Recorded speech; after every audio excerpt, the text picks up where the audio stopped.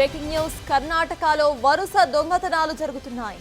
నిన్న బీదర్లో 93 లక్షల రూపాయల దోపిడీ జరిగిన ఘటన మరవక ముందే మరో చోరీ జరిగింది. మంగళూరు కోఆపరేటివ్ బ్యాంక్లో తుపాకులతో బెదిరించి కోఆపరేటివ్ బ్యాంక్ నుంచి నగదు ఆభరణాలు దోచుకు వెళ్లారు దొంగలు. 2 బ్యాగ్స్లో 15 కోట్ల విలువైన బంగారం, 5 లక్షల రూపాయల నగదును నింపుకొని దుండగులు పారిపోయారని బ్యాంక్ అధికారులు చెబుతున్నారు. కస్టమర్స్ లేని టైం చూసి చోరీకి పాల్పడ్డారని తెలిపారు. దోచుకున్న మొత్తం కోట్లలో ఉండవచ్చని సమాచారం.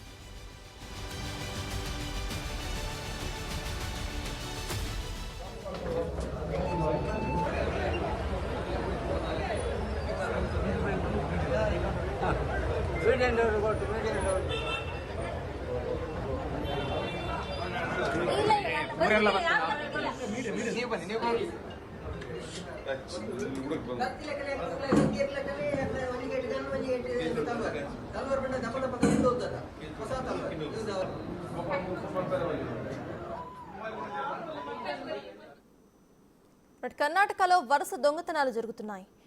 ఈ కేసెస్ కు సంబంధించిన అప్డేట్స్ ను మా అసోసియేట్ ఇన్పుట్ ఎడిటర్ ఇటు నగేష్ అందించడానికి సిద్ధంగా ఉన్నారు. నగేష్, చెప్పండి. ఇటు చూస్తే బీదర్లో 93 లక్షలు దోపిడీ చేసుకొని ఆ ఘటన మరవక ముందే ఇప్పుడు మళ్ళీ ఇంకొక బ్యాంక్లో, అది కూడా మ్యాంగ్లూర్ కోఆపరేటివ్ బ్యాంక్లో చోరీ జరిగింది. దీన్ని ఎలా చూడాలంటారు? సెక్యూరిటీ వైజ్ అక్కడ ఏమైనా వీక్గా ఉందనుకోవాలా, లేకపోతే అసలు అప్డేట్స్ ఏంటి? వరుస దొంగతనాలు అయితే కర్ణాటక స్టేట్ లో జరుగుతున్నాయి. నిన్న బీదర్ లో ఏటీఎం డబ్బుల వ్యాన్ ని అటాక్ చేసిన దోపిడీ దొంగలు అక్కడ ఉన్న వ్యక్తిని చంపేసి 93 లక్షల రూపాయలు ఎత్తుకొని హైదరాబాద్ కు వచ్చారు. అఫ్జల్ గంజ్ లో ట్రావెల్స్ దగ్గర మళ్ళీ ఇక్కడ తుపాకీ గాల్పులు ఛత్తీస్గఢ్ రాయ్ బరేల్ కు వెళ్లిన పరిస్థితి. మళ్ళీ కొత్త గ్యాంగ్ కూడా కర్ణాటకలో కోట్కర్ లోని సహకారి గ్యాంగ్ బ్యాంకులో 11:30 ప్రాంతంలో, అంటే పట్టపగలే ఈ దోపిడీ జరిగింది. 11:30 నుంచి 12:30 గంటల మధ్య సాయుధ దోపిడీ జరిగినట్లు పోలీసులు బయటకైతే సమాచారం వెల్లడించారు. 25 నుంచి 35 సంవత్సరాల వయసు గల 5 నుంచి 6 వ్యక్తుల బృందం ముసుగులు ధరించి పిస్తళ్లు, తల్వార్లు, కత్తి వంటి ఆయుధాలను తీసుకొని వాళ్ళు బ్యాంకులో ప్రవేశించారు.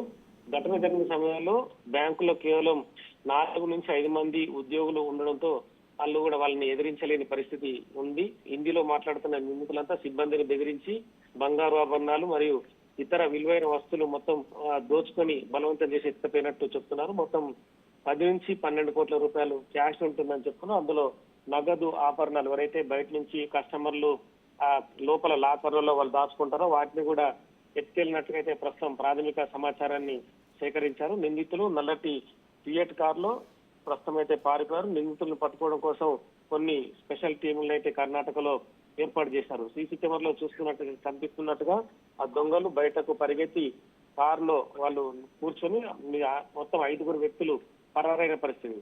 సాంకేతిక ఆధారాలు అలాగే సీసీటీవీ మిగతా వేలి ముద్రలను బట్టి అయితే ఫోరెన్సిక్ రిపోర్ట్స్ బట్టి అయితే మంగళూరు పోలీసులు అయితే ఆ బృందాల్ని గాలిస్తున్నాయి.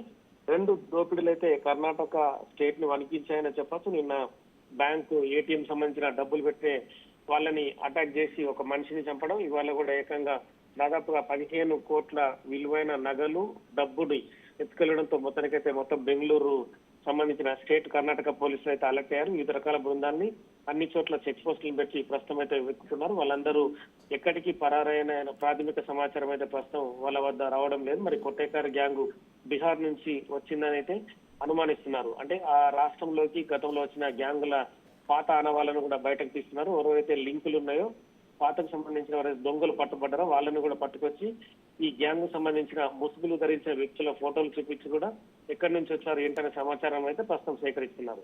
Right, thank you Nagesh.